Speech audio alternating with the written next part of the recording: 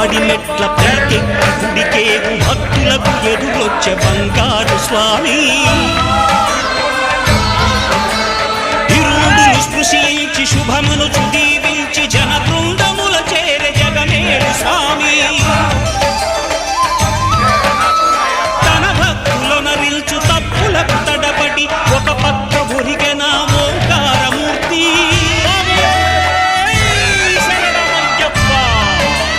స్వాములందరూ తనకు సాయము కాగా ధీమంతుడై లేచే ఆ కన్య స్వామి